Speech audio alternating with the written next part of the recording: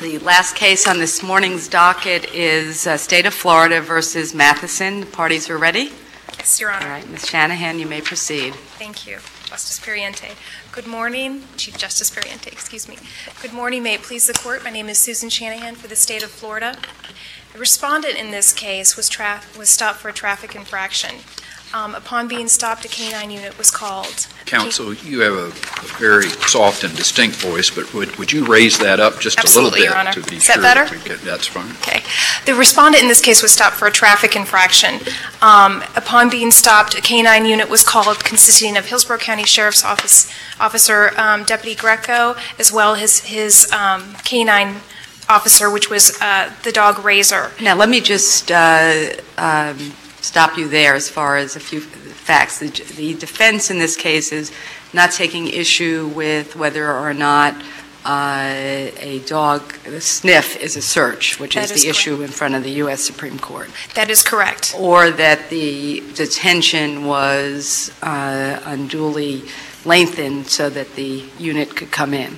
That is correct. All right, so those are not issues. They are not at issue. Their sole issue is whether or not Razor, the dog, was very sharp on that day. That's correct. Whether he was I had to get that out. And he was, by the way. That is correct.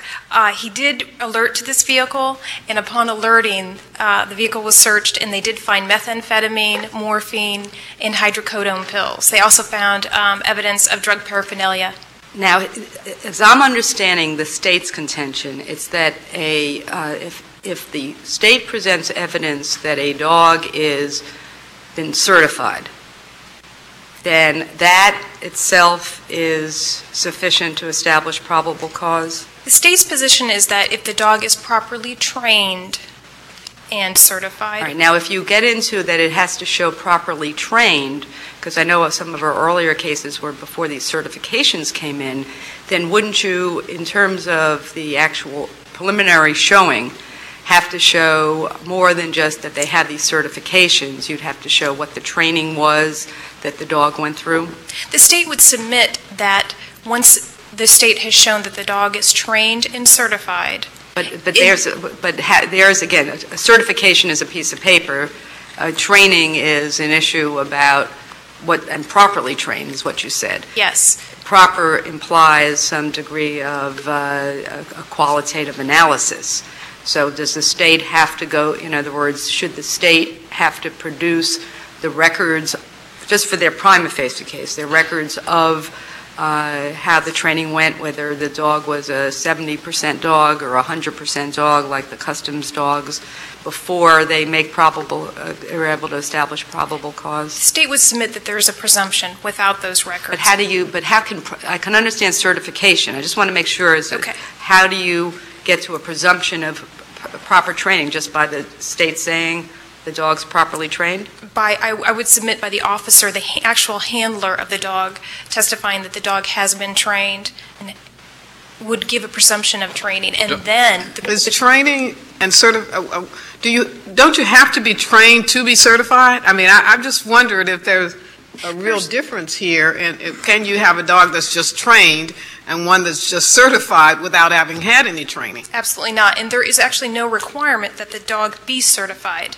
That is something that the law enforcement agencies like to do because it's an independent agency that will come in and certify their dogs for them. Well, don't you have to go behind, though, just the word certification, all right? Because that can mean different things in different contexts, and that is that don't you need to at least have evidence that here's what certification means, assuming you're going to rely on certification, all right, and that is that the certification is done by a particular body that's recognized, and for that body to certify the dog to do this kind of work, the handlers or the members of the certification body would have to have evidence that the dog has had certain training and has passed certain standards, because otherwise certification would have no meaning other than the fact that you could have certification, I suppose,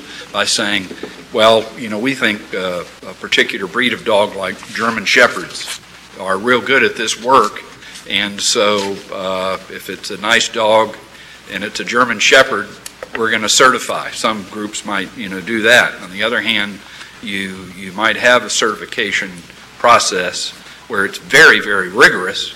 And in fact, what it means is the dog had to be trained, and part of the training ended up being that they had to score, on 99 out of 100 opportunities they had once they had the training. So what do we know about certification in this record? That is, what do we know the standards were before this dog was, quote, certified? Is that right? He was certified. Certified by what body, and what do we know that certification entailed? Okay, there was initial state certification in October of '97 after his initial training. There's no evidence of the record as to what that certification meant. However, he was then certified by the United States Police Canine Association. This is an independent agency.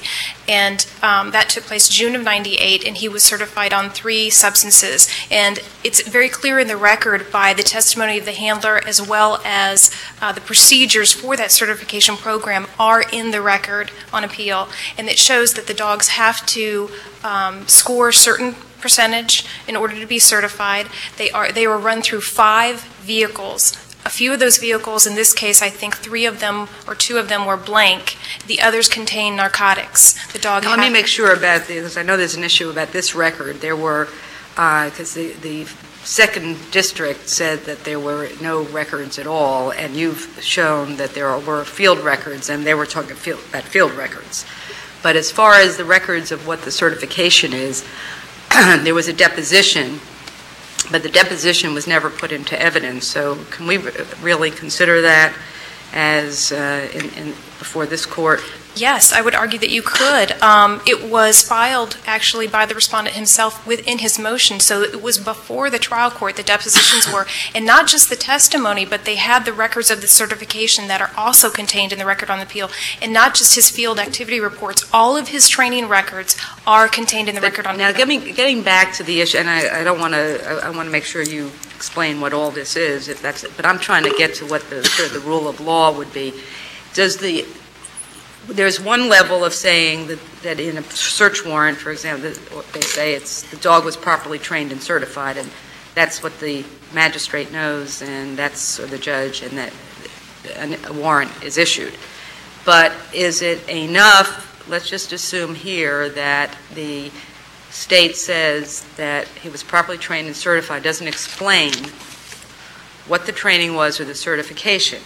Is that still enough in as far as the rule of law that all the state has to do? Is that, or does the state also have to put on what the type of training and certification was so that the judge has that before the prima facie case for probable cause is met? If the dog's reliability is being challenged, as it is here, then the state would submit yes, these training records and certification are probative as to whether the dog was properly trained. So it would be incumbent on the state to do that rather than if the defense says, I'm going to be challenging this, then it's not up to this defendant to try to get all these records. You would agree that it's the state needs to be affirmatively explaining what the certification and training consisted of. No, the state's position would be that there is a presumption if defense just makes the blanket statement the dog's not reliable without more, it would be the state's position that by saying the dog is properly trained and certified, that's a presumption. It can then be rebutted, and then it would be the defendant's burden to rebut that presumption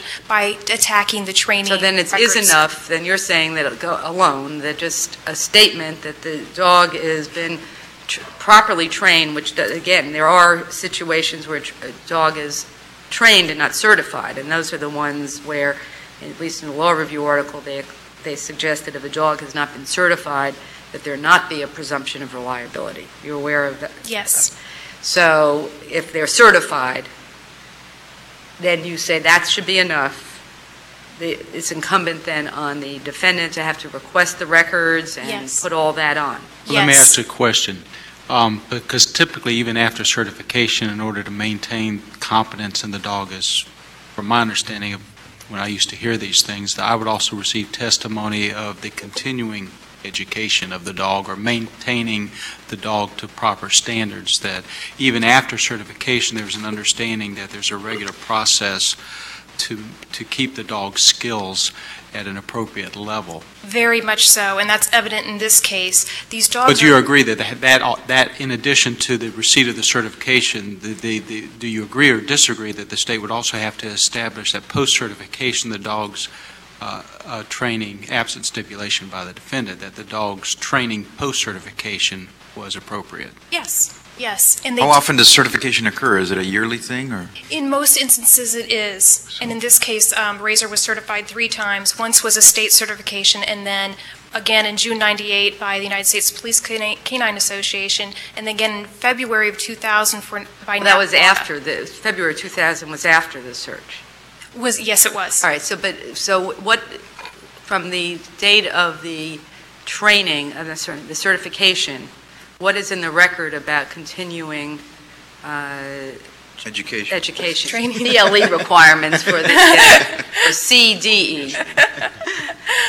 Razor continually, and all the dogs with all the various law enforcement agencies in the state continually train, as Justice Bell pointed out, with their handlers weekly. Now, are you saying then, I want to just make sure because it matters in terms of how this opinion ends up getting written, if we agree with you partially or totally, that the evidence of continuing training should be part of the state's burden to establish that in their case in chief?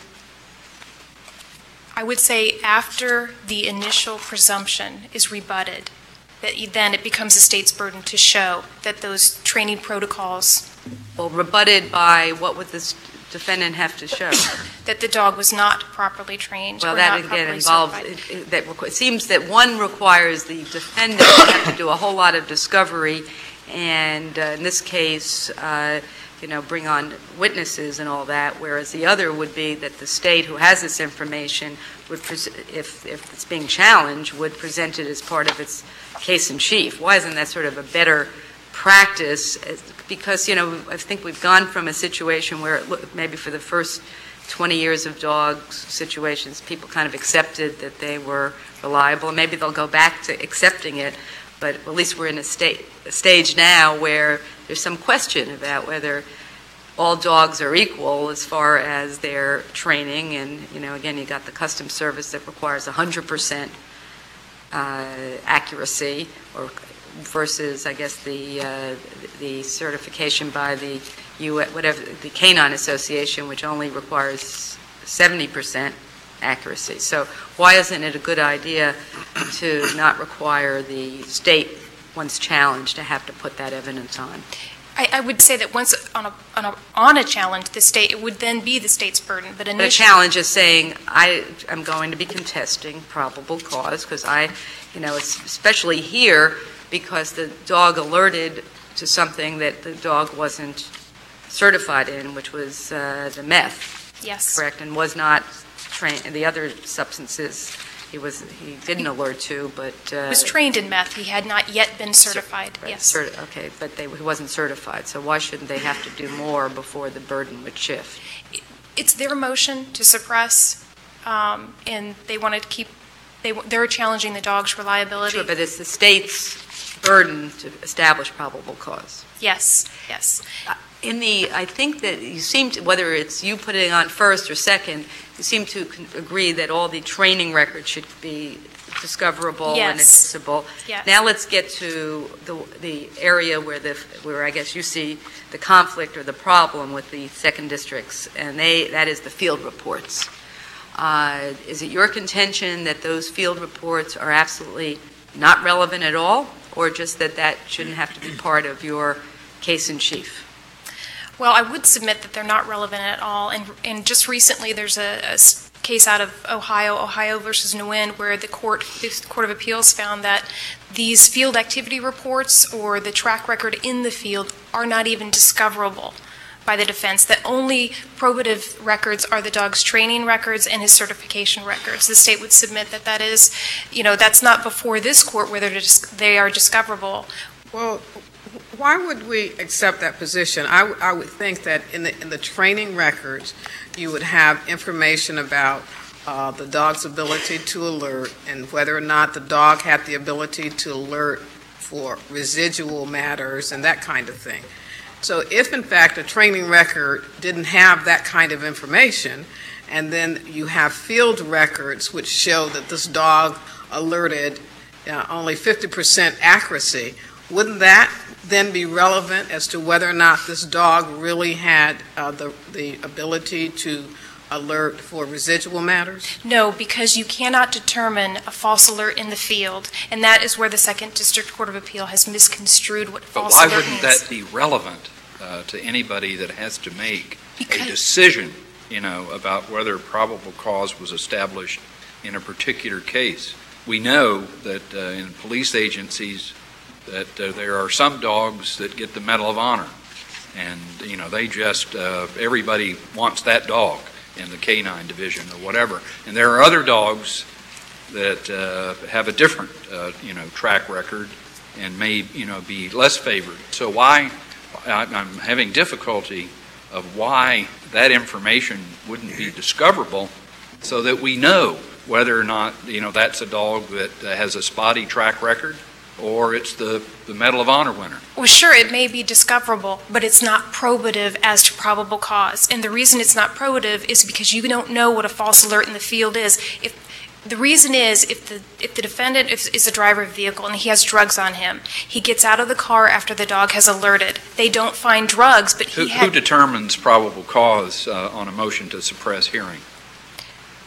Who determines probable cause? The trier of fact. So why shouldn't the trier of fact that has this heavy responsibility be aware of all relevant circumstances before making that determination? You seem to be suggesting that the one that has that responsibility, that there's information that you're going to tell her is not relevant to her analysis when she thinks it would be relevant to her analysis in making this individual decision every time as to whether or not there was probable cause. The state is not suggesting that they're not discoverable. These records may be discoverable. What the state is suggesting is that you cannot determine a dog's reliability by these field activity reports. I guess I thought you were is that it's and this is important. I mean, it may not have to be part of your case in chief, but if you have a dog that alerts every time in the field, and drugs are only found 2 out of 50 times. First of all, I would think that the police department's going to be questioning. I better go back and look at that dog. They're not. They're just going to say that they're. But it's. I think that you're not asking us to go that far. No, I'm not asking to go that far. So they're discoverable, and the fact is they may be relevant to the totality of the circumstances analysis. They could be, but just not have to be part of your case in chief. Right, and also I think it's important to educate the trial courts as well as our prosecutors and our defense counsels that these false alerts cannot be. You cannot determine reliability by them. Again, the dogs detect residual odors. But the expert witness, again, when we say who's going to educate, the expert witness doesn't agree with you. And the trial court didn't agree with the expert witness. I understand, but I'm just saying there's an expert witness, whether that trial court does or another, disagrees that field reports are not relevant, correct? The expert in this case? Yes. Actually, he didn't say whether they were relevant or not. Well, he used them in part. He used them, yes, he did. Justice Ansett has a question. I go back to the first part about who has the burden or whatever. Don't we have a general rule that says if you have a warrantless search, that it's the state's burden to demonstrate probable cause? And why isn't that the rule that we should apply here? That once challenged, that it's the state's burden to demonstrate that indeed they did have probable cause at the time, because the police officers all knew that this was a certified dog and what that meant and all that kind of thing. So I'm having difficulty with your position that somehow it should be the burden of the defense in challenging a warrantless search.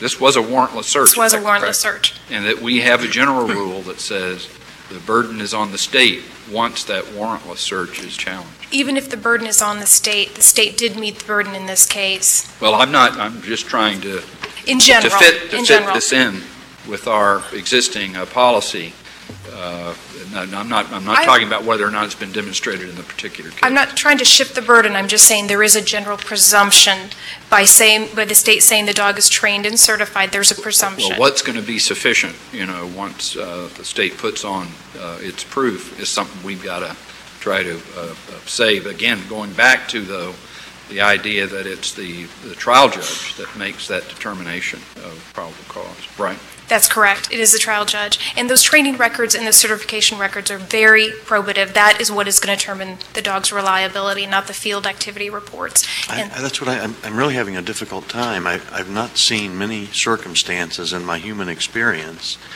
that certification or training is the be-all, end-all. It is, how does it perform? And that's why I'm really having difficulty. There must be some way you can determine if a thing is functioning as it was trained and certified to function and to perform. That is why they continually train. And if there are any problems in training and they falsely alert in training, then they do go back and provide remedial training. And the dog won't be certified if he's not properly trained. Why would it not be important if it is functioning inappropriately when it's applied? I don't know, maybe you've got a psychotic dog or something. I don't know, but I'm just trying to, it just seems to conflict with common sense that training and conditioning are fine and certification, but that in application is where really the rubber meets the road is how does that animal perform? Because this is not use an example of basketball where in practice the star of the team does wonderful, and then when he goes out in the court and actually plays a game, he does terrible. You can judge his performance in the game. You cannot do that with a dog in the field. If an officer walks up to a car and smells marijuana, that gives him probable cause to search. If he searches that car and doesn't find any drugs, that doesn't mean he was wrong. You don't say that his performance in the field was incorrect. It's the same with a dog. Only in a controlled setting will you know if it's a false alert. That is the only way. Because in other words, if I can focus your argument, a dog may smell the presence of drugs even after the drugs have left the scene for some period of time. Exactly. So the dog may be absolutely correct that at some point there were drugs in that vehicle. It's just that they were taken out at some time before the police arrived. Yes.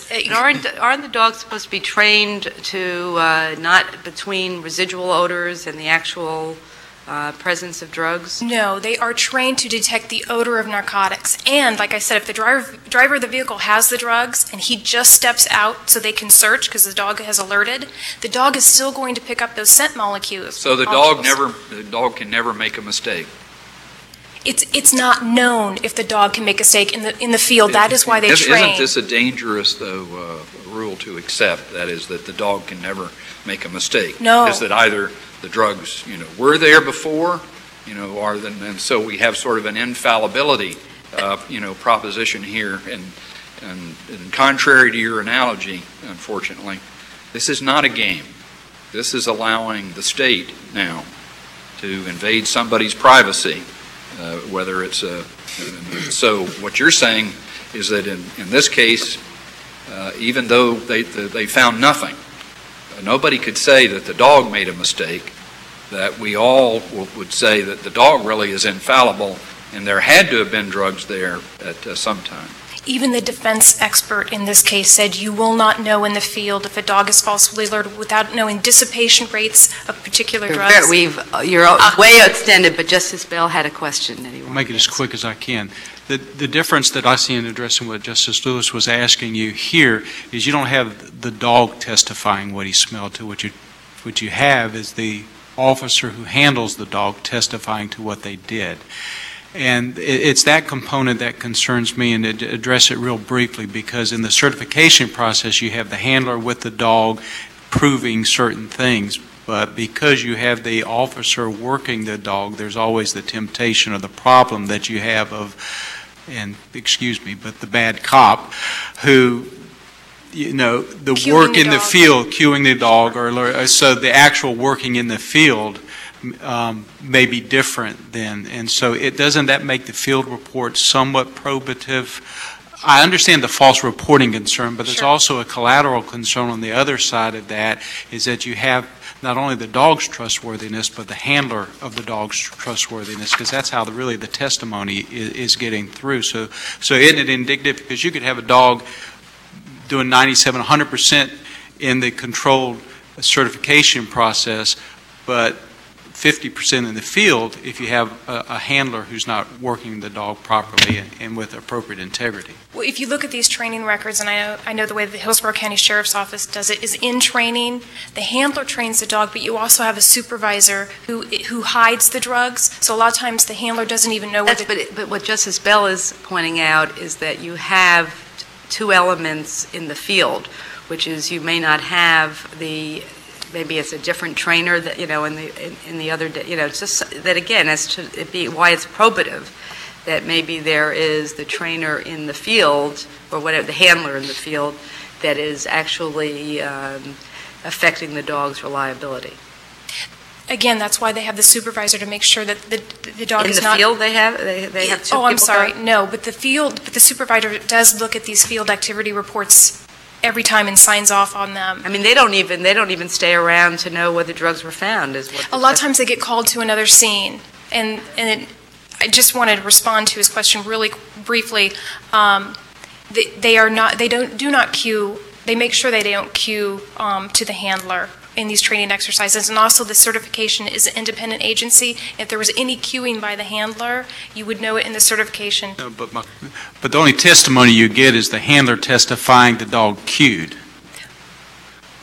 But you would have at the testimony, the dog's not going up to and testifying he cued, and the people who don't handle the dog don't necessarily know where they cues by sitting, scratching, barking, or whatever. So the only testimony that they try are testimony that I walked the dog around and the dog cued normally. In certification, the people who certify these dogs and these handlers, they would know if the handler's cueing. Yeah, but they're not in the field. My question is, when the car stopped beside the highway and the one officer's writing the ticket while the other one has the dog walking it around the car, and then in the hearing before the judge, the only one testifying that the dog alerted is the handler.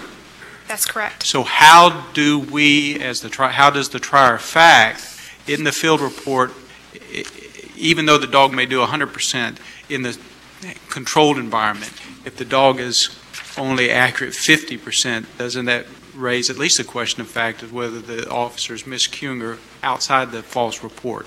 I would suggest that it does not, because you just don't know in the field if drugs had just been in the car, if there are different dissipation rates of the drugs. Without knowing those things, then you could not use those field activity reports to judge the dog's reliability.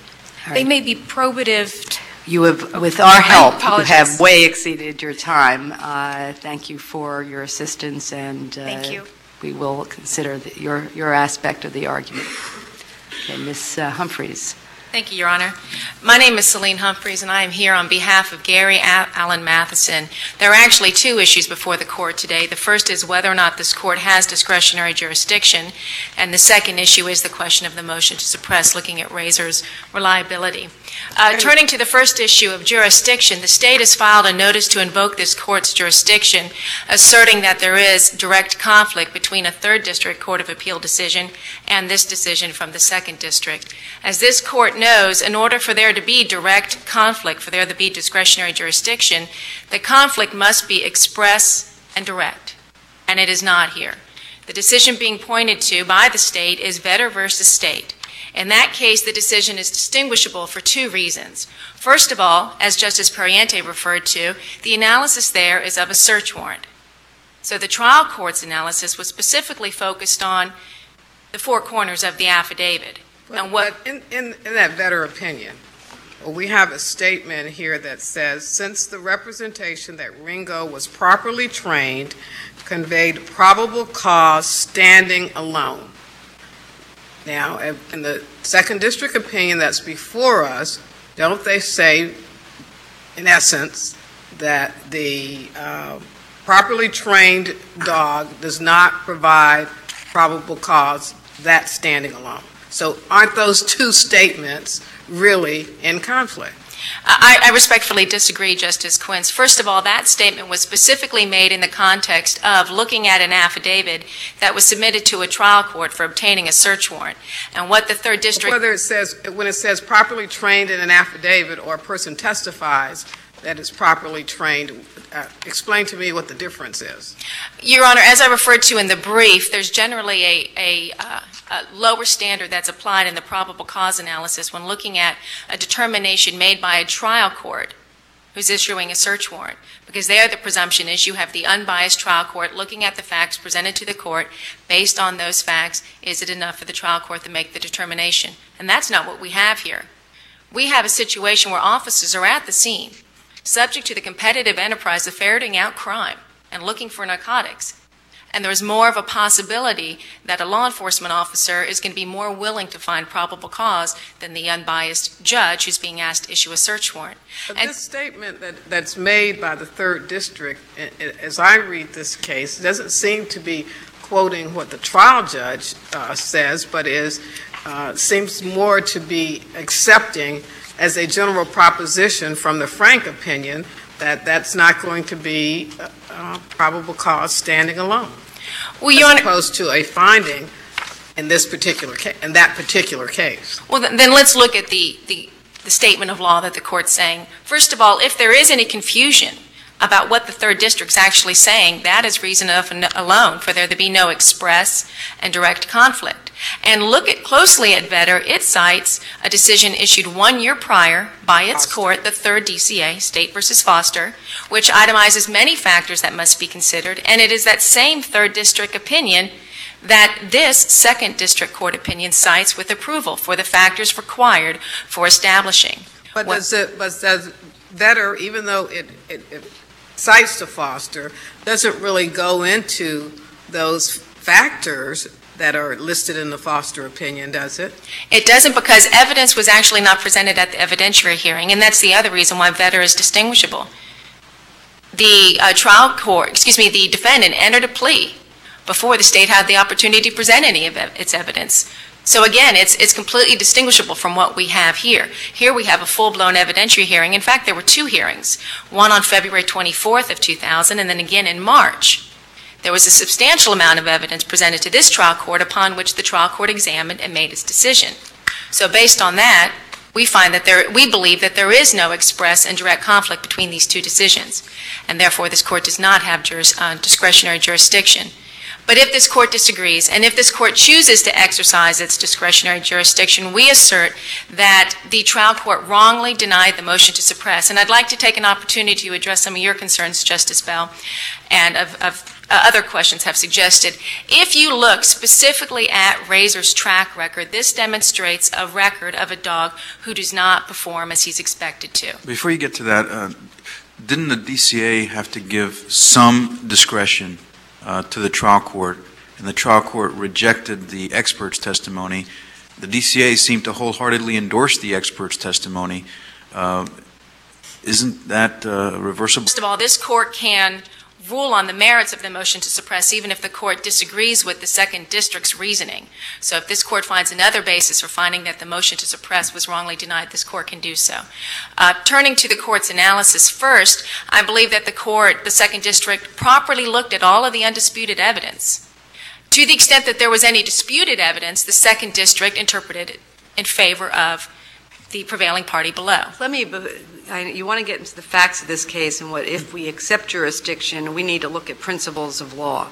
So what principle of law comes out of the 2nd District case that you believe that we should endorse for this state? Well, actually, the 2nd District states 2 different principles, and we urge both to this court. First, the 2nd District asserts that there should be a certain prima facie showing that the state should specifically satisfy or establish what this certification means, what actually happened to obtain the certification, and what specific procedures are being followed to maintain that level of reliability with training. And I didn't hear the state really arguing against the fact that if the reliability is questioned, whether you call it a rebuttable presumption, that they would put on evidence of what the certification means and the continuing training. So that's number one. And then what else? Well, maybe I'm not being clear enough, that there is no presumption of evidence. The state has to specifically establish that this certification means this dog is reliable. The actual procedures... So in every case, even if it's not, just to establish probable cause, if it's questioned at all, then they have to put on that note without it. I mean, so there wouldn't have to be anything you would have to say other than, I don't agree that he was reliable. That's our first position, yes. And our second position is in this case, to the extent that we look here, that the evidence still establishes that there was not probable cause. Well, let's just go back to then the issue of these field reports. Didn't the, contrary to what appears to be the overwhelming number of cases around the country, that the second district gave undue weight. I'm not suggesting whether they should have been discoverable or admissible, but undue weight to Razor's performance in the field. Do you know of any cases out there in all the other jurisdictions where field performance itself was the indicator of whether there was probable cause or not? State versus Foster cited it as one of its factors, not the primary, but in that decision it says in quotes, especially information regarding false alerts. Foster specifically points to the other factors regarding training and this regarding actual performance. I think there have been a lot of cases, though, across the country in the last 20 years discussing whether a dog's alert constitutes probable cause, and I assume what Justice Parenti was asking is, in cases around the country, right, what other states, if any, have said that field reports are relevant to determining the reliability of the alert? No other cases that I've found, no other state or federal. In fact, they've ruled the other way, and we respectfully disagree with those decisions, and this case makes it clear why. If you go back to the United States Police Canine Association's evaluation of Razor and his handler as a team, it shows many problems. Specifically in the record, pages 363 to 366, the United States Police Canine Association notes, one, that this handler keyed Razor onto narcotics. Two, that during the certification testing, this handler caused Razor to falsely alert. And numerous other errors, including poor leash control and poor handling of the dog. So there is already evidence going back to the certification that there were problems with Razor false alerting. So you're saying a fact finder would absolutely then, based on this, have to find no probable cause, or it would be a question of the totality of the circumstances for the fact finder? It would be a totality of the circumstances, and maybe I can... So maybe we go back to this issue, which is what, just in terms of where our scope of review is that you're not asking us to announce a hard and fast rule that there has to be 95% test score on a dog before they can even be out there sniffing. No, Your Honor, we're not asking, and probable cause is not subject to percentages, but we're saying here the performance of this dog is so poor, there is no way he could have formed the basis for probable cause. I thought there was, I know there is I thought that actually his performance in the canine was was actually 96%, that he, as far as the dog himself. Okay, if you're going back to the certification, there's two different... That's what I thought you said that he did terribly in his certification. Well, actually, my comment right now was referring to how poorly he did in the field activity reports. Let's get back to wasn't he sort of an A dog as far as his certification from the Canine Association? Well, two comments to that. First of all, the record's somewhat inconclusive, but Deputy Greco does say at one point in his deposition that my dog performed 100%. He found 100% of the hides, but that's not the critical inquiry. How many times did he false alert? Well, let's circle back, though, to start out with the trial court, unlike the judge now that's issuing the warrant. We don't have that in this particular case. But their responsibilities are similar, although one is really acting just on the basis of a one-sided presentation. But why shouldn't it be the trial judge that first of all we start out with, you challenge the legality of the search and the existence of probable cause. But why wouldn't it be sufficient for the state then to meet its burden if it puts on a case that the dog is certified and what that certification means. That is, that there's some qualitative, meaning to that. And then, if there are problems with the particular dog, and that information is discoverable, that's what the defense then would come back with and say, well, yeah, that's all well and good with the certification, but we're going to be able to demonstrate in this particular case that this particular dog has all kinds of problems. And then, judge, when you consider the totality of the circumstances, we believe it's reasonable for you to conclude there was no probable cause in this particular case. Why shouldn't that essentially, that's pretty much what goes on now in motions to suppress on that. So why shouldn't that just extend to the situation that we have here, and for the trier of fact to consider the totality of the circumstances? And maybe in some cases the defense wouldn't choose to put on those records because the records actually would be against them. And so why wouldn't it be enough for the state, in terms of initially establishing, crossing the threshold of probable cause, to demonstrate the certification and training of the dog and what that means? And now, if there are problems out there with the dog in the field, for the defense to have to be the one to come back and sort of impeach, the certification.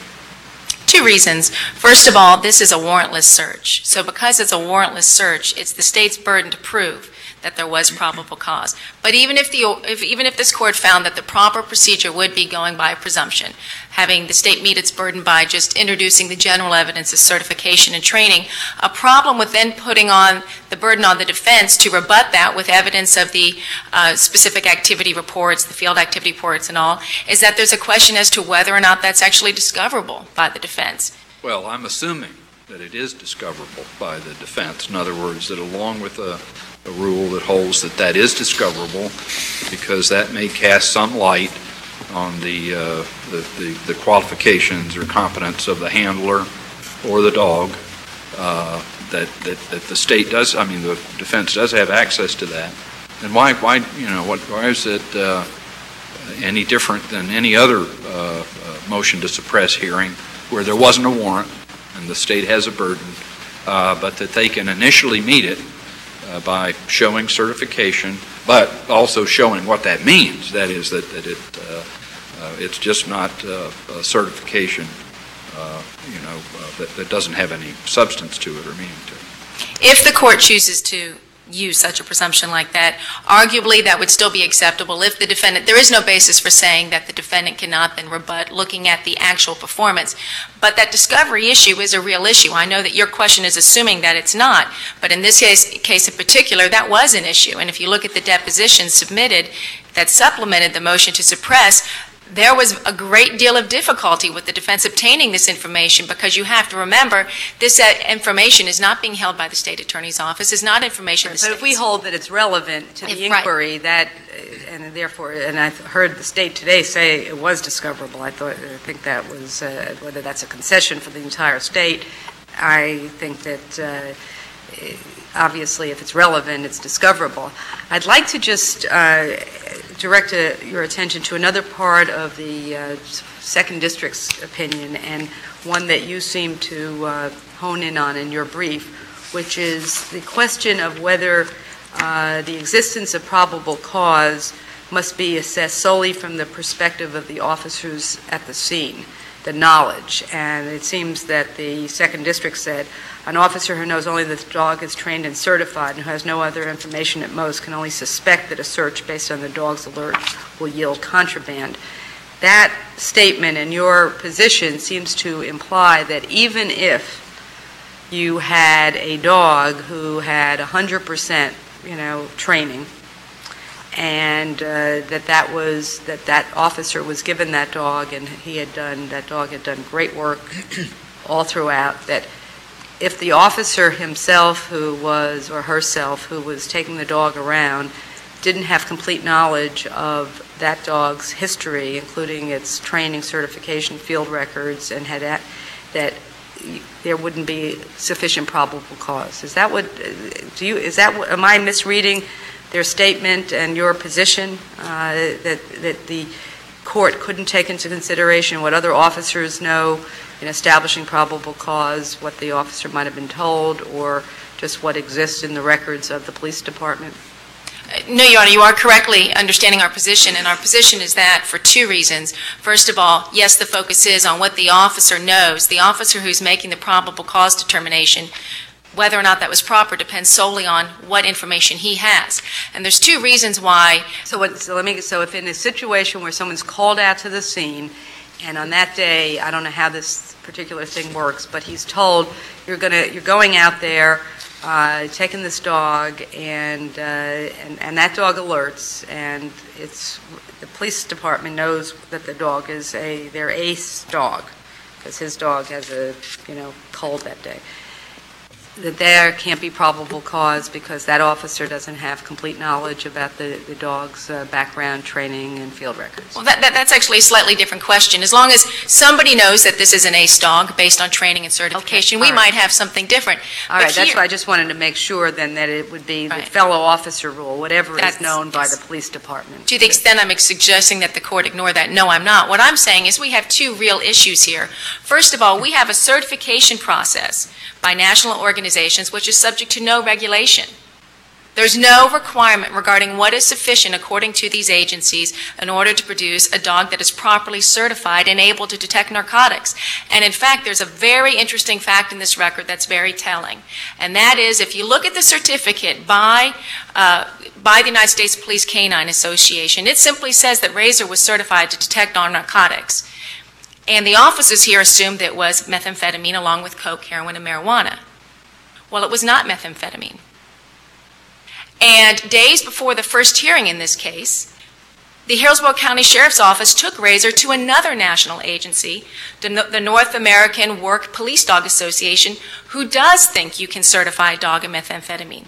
So here we have two national agencies that are purporting for their business to certify dogs as being reliable in the field for detecting drugs, and they don't even agree or have similar standings regarding what a dog can be certified in. Let me ask you a question. The court in the second DCA said that the Hillsborough County Sheriff's Department maintained no basically field records. Is that correct, on Razor's performance? That they did not maintain field? Right.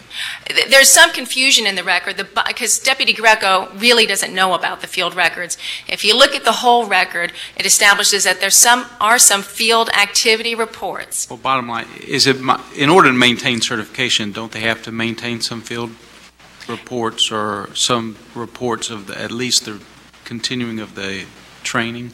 There's no requirement of that. The certification is simply something, but when it's by the United States Police Canine Association that happens once a year. Bring dog in, we do a few tests, and we certify or not. After that, there's no requirement that not by that maintain agency. this certification? Not by that agency. Now, there is a requirement as far as the police then wanting to establish this dog as being reliable. The police then, on their own, do training and testing. And there's another point I want to address, if I can, for a moment. The state, in their comments, made the statement that Razor had received state certification in addition to the United States Police Canine Association certification, and that's not true. There's a deposition by Deputy Greco where he first says that, thinking it's the FDLE, but then he realizes it's just a certification from the Hillsborough County Sheriff's Office, and that's in the record, I believe, page 153. So here's the other problem. Not only do you have national agencies who don't agree regarding the protocols and what can be done to ensure reliability, at the intermediate level, all the different agencies that have these dogs, they all have their own requirements. They all have their own protocols. They're all defining what's sufficient. And in this case, one of the most troublesome aspects of the Hillsborough County Sheriff's Office system is that to train and test their dogs, a significant portion of that is having the handler, including Deputy Greco, hide his own drugs and then walk the dog. That allows for the possibility that during his training and testing that's supposed to be maintaining Razor's accuracy, the officer may be cueing the dog, just like this officer was doing during his certification testing back before the United States Police Canine Association. So if this court chooses to address... Your time has expired if you just want to conclude.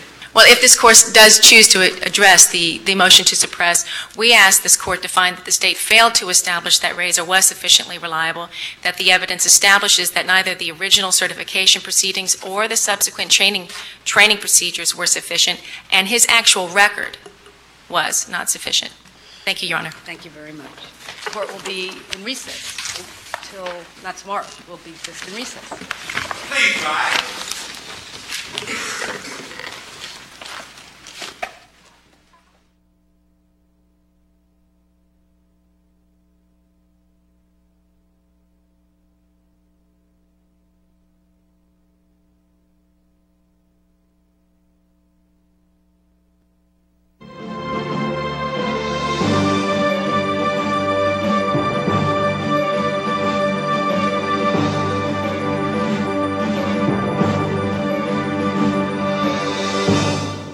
You're watching the Florida Channel, a public service of the Florida Legislature, WFSU-TV, and Florida State University.